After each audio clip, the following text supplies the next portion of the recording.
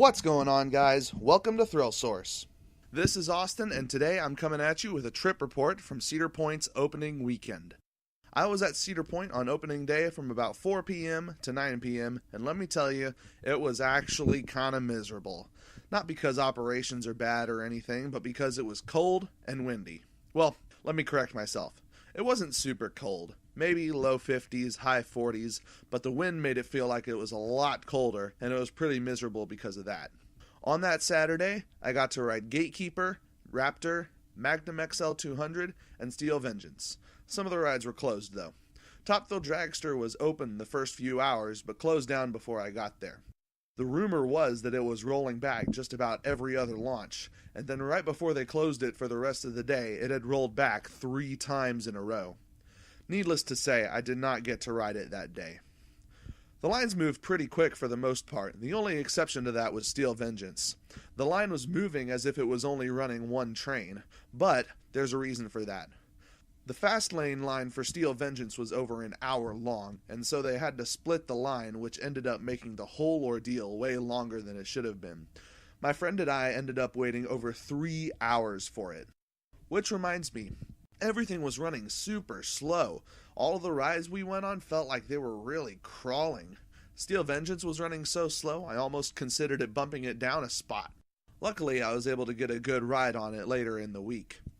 The only ride that I couldn't tell a difference from last time, speed-wise anyway, was Magnum XL 200, but I also only rode that once last time. Speaking of which, the seats on Magnum have been replaced. They are so much more comfortable, and on top of that, the restraints now have covers on them, so those are way more comfortable as well. The first time I rode it last year, I didn't really like it and didn't ride it again, but this time I really enjoyed it. The new seats and covered restraints really made a difference, so much so that it actually jumped up 28 spots in my ranking. I was also able to try the new Backbeat Q barbecue place, and honestly, I wasn't all that impressed. I had the grilled chicken, corn on the cob, potato wedges, and cornbread.